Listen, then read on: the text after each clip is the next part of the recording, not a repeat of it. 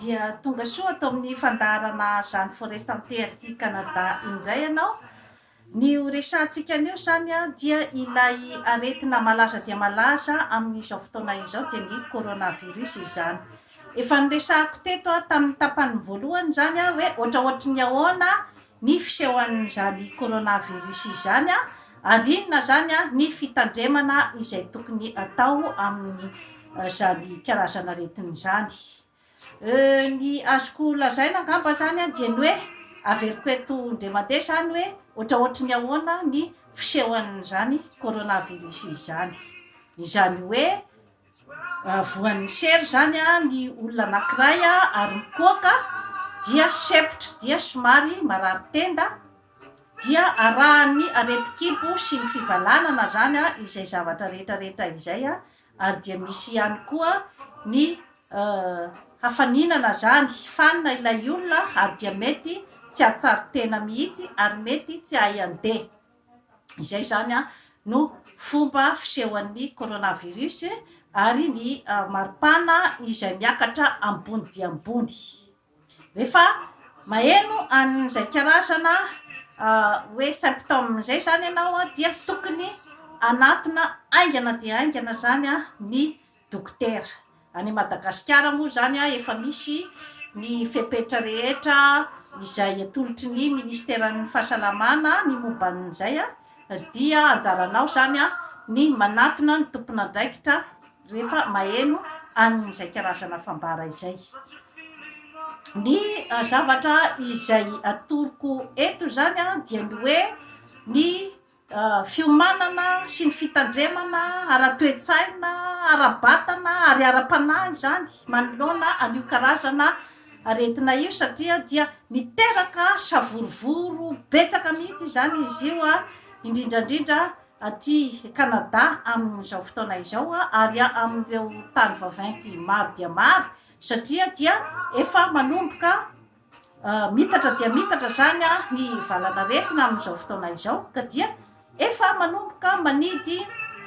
ny frontière daholo zany a ny tany rehetra. Dia isaorantsika koa zany a ny président de la république atsika zany a nanao an'izay fihetsika izay, fa ny tiako marihana fotsiny zany a dia ny hoe mauvais ny sisitany rehetra ny Madagasikara dia voaharo tanteraka zany amin'ny hoe izay mety ho fidiran'ny sambo madinika clandestin, satria ny nosy tsika malagasy dia ngezangeza ihany ny morontsiraka, ka angamba dia ny fahatsiarovatenan'ny tsirairay angamba no mety ilaina amin'izay zavatra izay a, dia ny hoe ny tsirairay mandray andraikitra zany a miampina an'izay toe-javatra zay a, ary dia miteny amin'ny tompon'andraikitra raha ohatra ka misy zany a ny fahitana ny hoe karazana sambo madinika izay miditra tsokosoko zany a ao amin'ny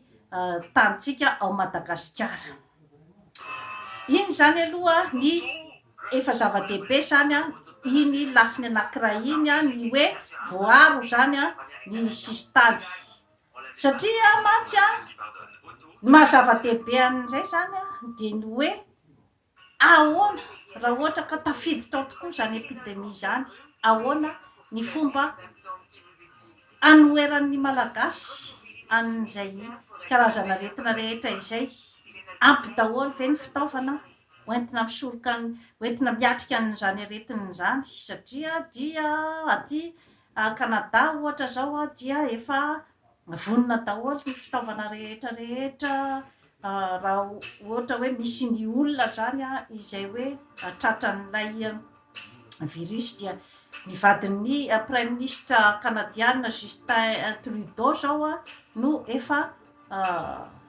cas déclaré zany a amin'izao fotoana izao. Ka hitantsika amin'izany a ny hoe tsy mifidy an'izaniza zany io virus io, ka raha isika ao Madagasikara amin'izao zavatra mitranga ao amintsika zao ny hoe ny fahatrana magitsokitsoka, ny tsy fahampian'ny sakafo, ary eo ihany koa ny tondra-drano sy ny karazana savorovoro ara-politika sy ny tsy fandriam-pahalemana dia tsy fantatro intsony angamba izay mety hitranga raha ohatra ka tafiditra ao tokotrany izany virusy izany. Fa dia eto amin'ny fitandrovana zany isika no mandeha bebe kokoa satria io dia tsy fantatra ny hoe misy koa ny atao hoe porteur sain, zany hoe olona mitondra n'ilay otrika aretiny izy kanefa izy tsy marary zany izy aty ivelany, kanefa izy zany afaka mamindra amin'ny olona manodidina azy. Misy daholo zany karazan-javatra rehetra izany, ka izay zany no antony zany hoe anindriko bebe kokoa zany ny eo amin'ny lafiny fitandrovana zany. Tsika Madagasikara dia manana zavatra maro dia maro mihitsy zany ny hoe entina afaka hoentina mitandrina zany amin'io aretiny io, ka tsy marina akory ny fitenenana hoe raha ohatra ka mihidy ny frontière, mihidy ny nositsika zany dia hoe tsy anana zavatra hoaniny sika. Tsy marina zany tompo, tsy marina satria eo zany no tokony ihany koa zany isika mba akasitraka ny zavatra nomenjanahary atsika, satria maro dia maro ny zavatra azo hoanina ao Madagasikara. Ohatra zao hoe ny mangahazo ohatra dia zavatra azo hoanina tsara mihitsy, mahasolo vary reto ary misy otrikaina be dia be mihitsy amin'ny mangahazo. Misy ny calcium, ny magnésium sy ny sisa dia ny voanio, ny coco zany efa nazavaiko teto moa zany nanaovako émission manokana ny momba ny coco. Fa dia tena tsara dia tsara mihitsy ny fihinanana ny coco satria izy koa zany dia misy otrikaina maro dia maro, misy ny acide linoléique sy ny linolénique, zany hoe io zany no huile ahitana huile izay mahatsara ny fandevonan-kanina, mahatsara ny fikorianan'ny rà ary dia manala ny reny atao hoe cholestérol reny ary dia mampatanjaka ihany koa ny coco. Ka maro dia maro zany ny zavatra hoe azo nahandro, azo atao miaraka amin'ny coco, azo atao miaraka amin'ny trondro izy, azo andrahoina miaraka amin'ny vary, ny ravitoto sy ny sisa dia efa nanaovako émission teto koa zany ny momba ny citron, ny akondro, ananatsika daholo zany zavatra rehetrarehetra zany, ny anamaitso, ny concombre izay mitondra fahasalamana betsaka koa zany ny fihinanana concombre, ny persil, ny échalote na ny tongolo maitso zany. Reto zavatra rehetrarehetra reto dia zavatra nisy ao Madagasikara daholo, ka fotoana zany amin'izao fotoana izao koa zany ny mba hoe anomezantsika lanja zany ny zavatra rehetra izay ananatsika, fa tsy hoe voatery tsy maintsy hiakina amin'ny any ivelany daholo zany ny amin'ny hoe karazan-javatra rehetrarehetra. Ny fiatoana zany amin'ny resaka ekonomika dia eran'izao tontolo zao io fa tsy ao Madagasikara ihany,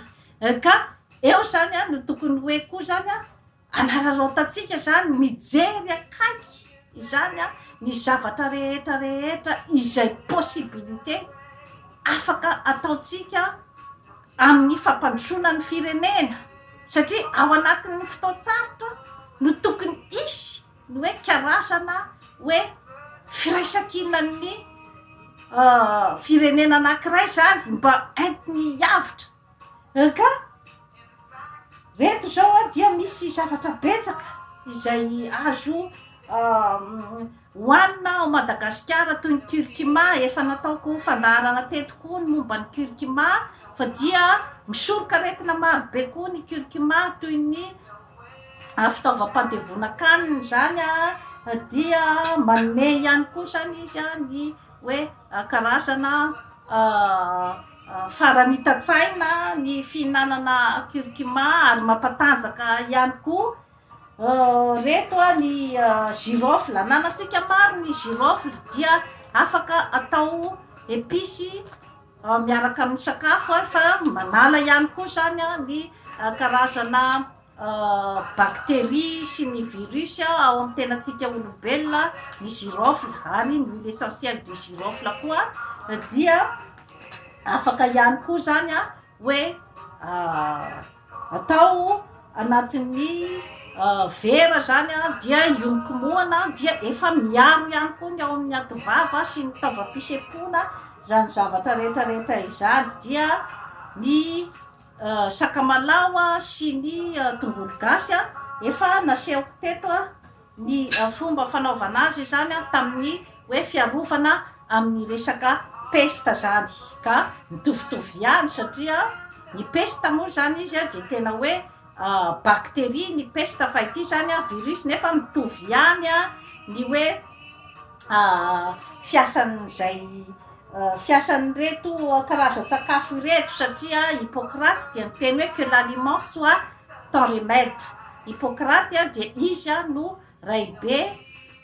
namorona ny médecine izany teto ambonin'ny tany ka maninona moa zany ny tenako no mitonona foana an'io raiben'ny médecine io zany ny razamben'ny médecine tsara ho fantatsika zay zavatra zay ka izay zany no antony foana zany ny hoe amerimberenako ny hoe mila mijery amin'ny fotony ny olana rehetra izay mitranga amin'ny fiainanao ianao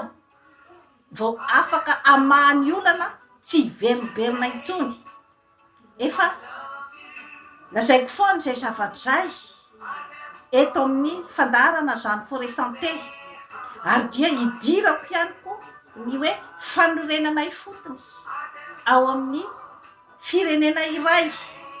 ny firenena malagasy dia mila mijery ny olana amin'ny maso tsy miangatra zany ao Madagasikara vao zay vao afaka amahany olana satria raha ohatra ka jerena amin'ny fomba miolakolaka ny olana dia iolakolaka ihany koa ny valiny ary dia tsy ahita vahaolana mihitsy fa dia miverimberina eo foana zany ny olana tsy mety mivaha ka izay zany no tokony hoe hitondrana ny zavatra rehetra amin'ny mpahamatorana ka efa omen'Andriamanitra isika zany ny hoe karazana fambara rehetra ao ny atao hoe intuition satria ny firenena vaventy ene raha nahazo ny fandrosoana ohatran'izao izy dia nandalo ihany koa ny periode ny gaboraraka ohatran'ny mahazo an'ny Madagasikara amin'izao fotoana izao kanefa dia nandray andraikitra zany ny olona rehetra tao amin'ny firenena hoe tsy mety zao fa tsy maintsy zany mijery amin'ny atsipriany hoe inona ny olana afana madiny amin'ny vahaolana tantara-pirenena rehetra zany zavatra rehetrarehetra izany ka tsy maintsy zany ny firenena iray manome karazana hoe porofo zany fa mahavita izy mbola tsy tonga amin'izay tsika satria mila foana zany amin'izay hoe manaporofo amin'izao tontolo zao amin'ny firenena matanjaka ianao fa misy zavatra avy any aminao fikarohana avy any aminao izay tsy azony tsy vitany mihitsy koa zany ny hoe hicontrer an'io satria efa naverimberiko teto foana ny hoe izy navitan'ny porofo namboatra n'ireny teknôlôjia avo laita be rehetrarehetra ireny izay hoe tsy vitan'ny firenena andalam-pandrosoana ny namorona azy tsy voatery rehefa ianao faninana aminy amin'izay fa tokony manana ihany koa ianao hoe inona ny zavatra tena tsy azony atao ninina mihitsy koa aminao dia efa nomeko teto ny reny resaka hoe fanorenana fotony ny resaka fihavanana nomeko ihany koa ny ohatra ny pays anankiray atao hoe Hawaii hoe inona no nataony zany a mba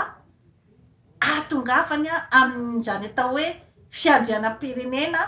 izay manitona n'izao tontolo zao ary dia nampandroso ny taniny de hoe inona ny maha izy azy azy a de efa nazavaiko teto ihany koa zany ny azy a ny hoe resaka oponopono ny oponopono zany ny azy a de mitovitovy ihany amin'ny hoe fihavanana amin'ny malagasy sainga misy vokatra bebe kokoa ary misy rigueur kokoa zany ny azy izay resaky zay izany hoe ny olona rehetrarehetra zany dia responsable daholy tompona andraikitra daholy a amin'ny fiainana ary tompona andraikitra daholy a amin'ny zavatra rehetra izay ataony dia io karazana fotom-pisainana io zany a dia ho an'ny vahoaka rehetrarehetra mihitsy ao ai hatrany amin'ny vahoaka faran'izay madinika ka hatrany amin'ny olon-dehibe ny mpitondra fanjakana zany dia itoeran'io ataontsika hoe zany hoe karazana fotom-pisainana oponopono io responsable daholy zany a ny olona rehetrarehetra ny zavatra izay ataony ka izay zany aloha ny hitako hoe tsy de ampy zany ao amin'ilay hoe fihavanantsika malagasy fa mila ampiana tosika bebe kokoa zany mba hitondra vokatra tsetsatsetsat tsy aritra zany a izay teneniko rehetrarehetra izay a ny amin'ny hoe fotoanany zao misy ny fambara izay miseho amin'ny malagasy amin'izao fotoana zao ary izay hoe fanarahana an'izay intuition izay ge no ahafahanao misafidy ny lalana tokony alehanao sahirana daholy a ny era-tany amin'izao fotoana zao a na ny firenena madinika na ny vaventy manoloana nyity coronavirus ty satria dia épreuve goavana izay mitranga amin'izao fotoana izao aty dia ampy ny fitaovana rehetrarehetra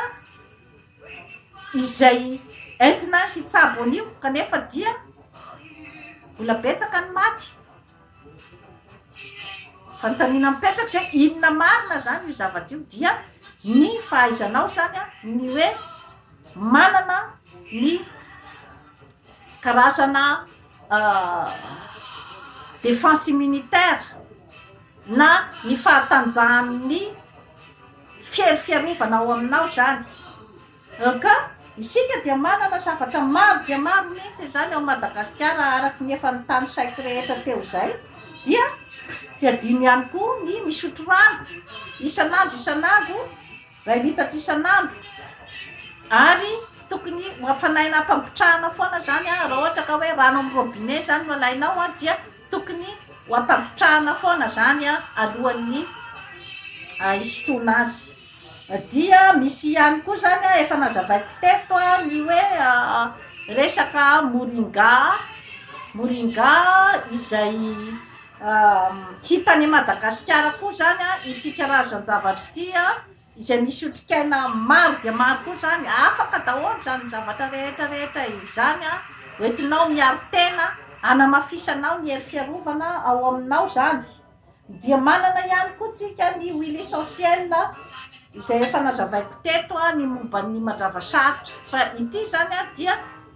ity no ataontsika hoe hazo masina ao amintsika malagasy satria maro dia maro ny zavatra ny aretina soroan'ny mandravasarotra dia ny fitaovam-pisefona zany ny appareil respiratoire manampy ihany koa izy a amin'ny fandevona-kanina manampy ihany koa izy zany a amin'ny fiarovana amin'ny hoditra sy ny hoe fanasana tanana mbola hoasehoko anareo eto moa zany hoe inona atao hoana ny mamboatra karazana gel zany a hoe afaka manala ny karazana bakteria rehetra zany a izay ny sy ny virus a izay mety mipetapetaka eran'io zany ka dia ny fanasana tanana koa zany a dia atao tsy akijanona mihitsy zany a alohan'ny sakafo a raha vao miditra ny trano a satria ny zavatra rehetrarehetra izay mety kasianao avy any ivelany a dia mety mitondra daholo ny virus.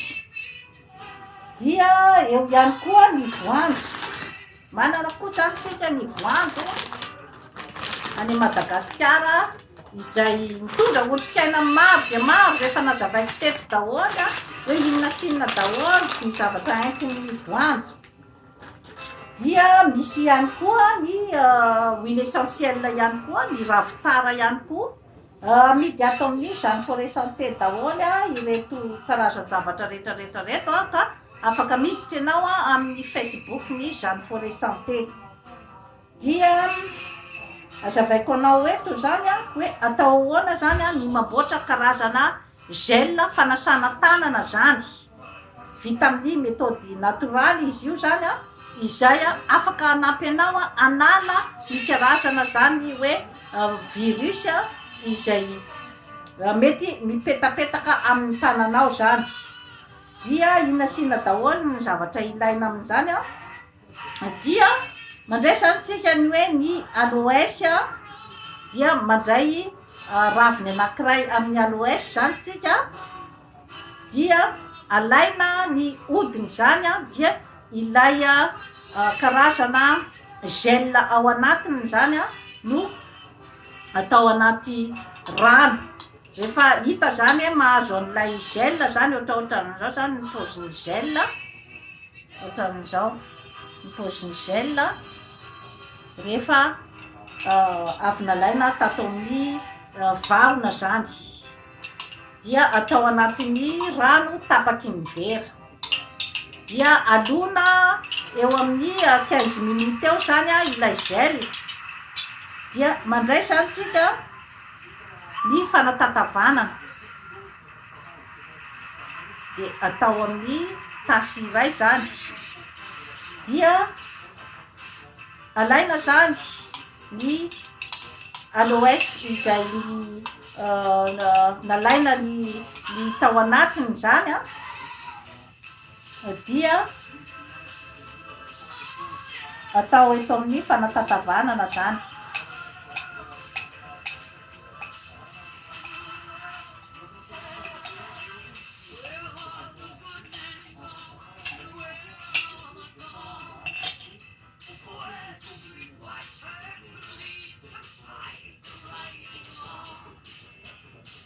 Ohatran'izao zany ny paozy rehefa ao anatin'ny fanatatavanana,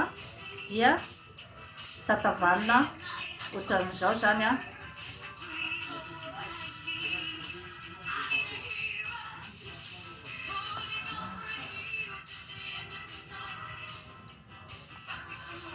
tatavanana ohatr'izao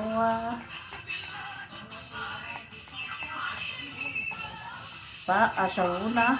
an'ilay gel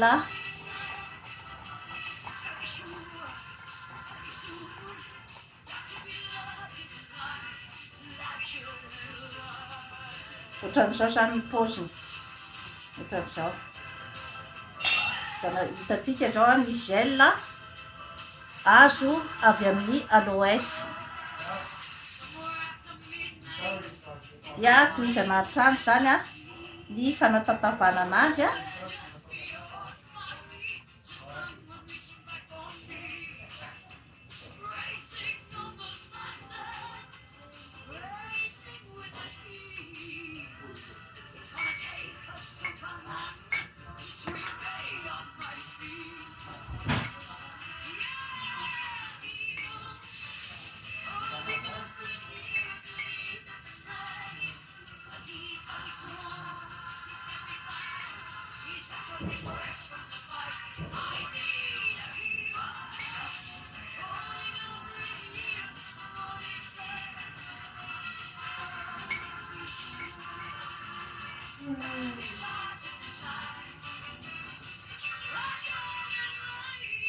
dia rehefa nahazo an'ilay gel zany tsika dia atao anatin'ny tavoahangy kely ny gel,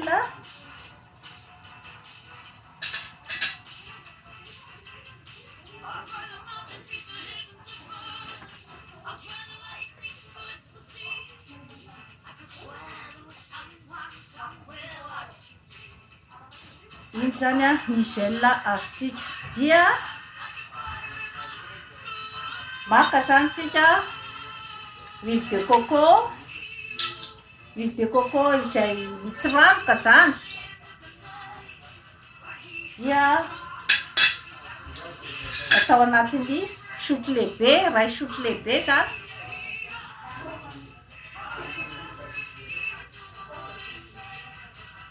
Ny huile de coco koa zany a de misy hohanina koa zany izy io, dia afaka ihany koa zany a atao hohanina amin'ny maraina alohan'ny sakafo. Zany zavatra rehetrarehetra izany zany a dia afaka ataonao hoery fiarovana daholo zany zavatra rehetrarehetra izany mba hampatanjaka anao. Iny zany a ny huile de coco ray sotro. Dia maka zany ianao a mandrava sarotra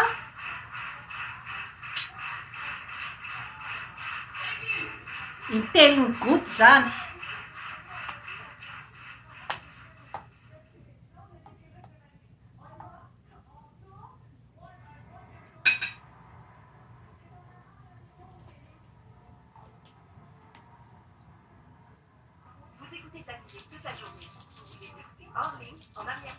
Dia hotsakotsanina tsara zany a, dia afaka zany a anasanao tanana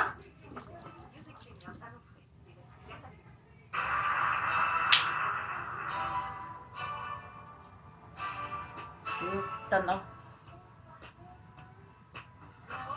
dia manala ny mikroba izay mety mipetapetaka amin'ny tananao zany. Ka dia rehefa miditra ny trano ianao na alohan'ny sakafo ohatran'izay zany a, dia manasa tanana amin'ny savony ianao, dia afaka ihany koa zany a manasa tanana amin'ity karazana gel ity. Ka dia ohatraohatran'izay zany a ny hoe karazana fiarovan-tena zany a amin'ny resaka coronavirus. Ka ny eo amin'ny resaka ara-toetsaina koa zany a dia mila mamboatra toetsaina koa zany manoloana an'io aretin'io, satria rehefa hoe tsy afaka hiteny ianao hoe sanarivo kozota, tsy afaka hiteny an'izay ianao rehefa mieritreritra an'ilay olona zany ianao hoe ilay olona voan'ilay izy a, dia hoe zavatra mety hitranga ty amiko koa zay zavatra zay, nefa zay nefa tsy tokony hoe de tena ampiorooro anao tanteraka zany, satria rehefa matahotra be loatra koa ianao zany a, dia manjary mandreraka anao koa zany, mandreraka ny vatanao a izay karazana stress be loatra zay, tahotra be loatra zay zany. De rehefa mandreraka anao iny dia mampihena ihany koa zany a ny hery fiarovana. Fa entina ny fiatrehana ny coronavirus zany a, dia hoe eo ny fepetra rehetra, misy ihany koa zany a ny hoe tsy tokony koa zany ianao a ny hifanoroka amin'ny olona any an-dalambe na ny mandray tanana, iny zany a de tokony tsy atao. De ny hoe koa zany a ny hoe miresaka akaiky be loatra koa, satria ilay mpitodrora zany a no mety koa zany a ampifindra ihany koa an'ilay virus. Dia zay zavatra rehetrarehetra izay zany a no tandremana daholo a, dia ny sakafo ara-pahasalamana izay efa mitononoko teo daholo zay a no hoe mety ho afaka. Eo ihany koa zany a ny fève germée, efa nasehoko teto daholo a zany karazan-javatra rehetrarehetra izany. Ny fève germée a dia ilay karazana voamaina izay a alona zany a, dia misy karazana tsimoka zany mivoaka, dia mora levonina, ary iny tsimoka mivoaka iny a dia feno otrikaina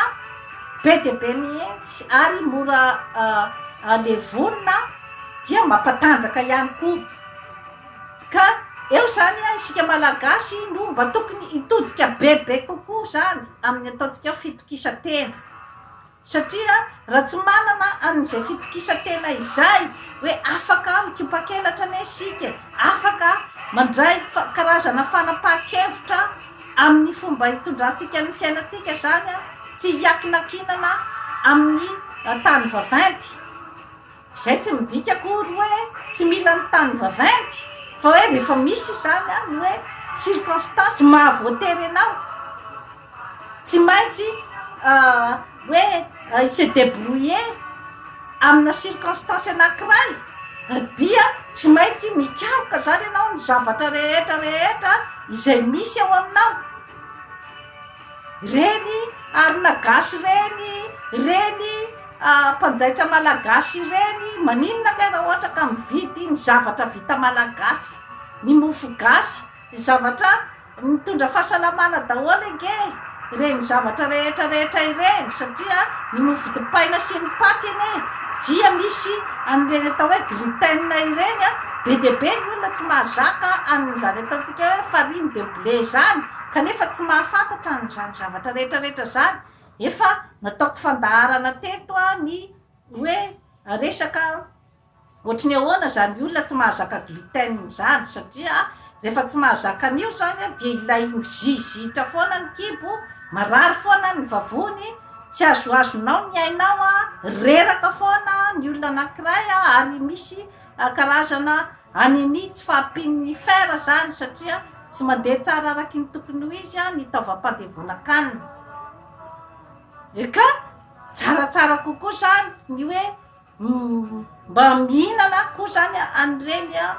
mofo gasy ireny tsy misy ange ny maharatsy ny hoe zavatra vita gasy fa ilay toe-tsaintsika zany a no efa simba ny amin'ny hoe tsy maintsy tokony hoe zavatra vahiny zany a no zavatra tonga lafatra ka dia makahery ny malagasy zany a ny tenako amin'izao fotoana izao satria dia misy karazana zany hoe fandinian-tenako tokony ataon'ny tsirairay fandinian-tena amin'ny hoe ahoana ny itondran'ny fiainany fotoana ny daholo zany a ijerenao akaiky koa ny momba ny fahasalamanao ijerenao koa akaiky koa ny hoavin'ny Madagasikara ho an'ny mpitondra sy ny vahoaka entiny io angamba no fotoana koa tokony anaovana latabatra boribory anitsina ny zavatra rehetra izay tsy mety tamin'ny firenena angambany ifanakalozan-kevitra satria mantsy a rehefa ao anatin'ny savoritaka rehefa ao anatin'ny panika zany dia mety mivoaka ny fihetsem-po rehetra mivoaka ny teny tsy voahevitra mivoaka ny hoe karazana hoe ny ao anatin'ny sainy tsirairay zany satria hoe efa ao état d'urgence zany ny firenena amin'izao fotoana zao io tsisy hafan'ny hoe tranomay samy manana ny fihetsem-pony amin'ny tranomay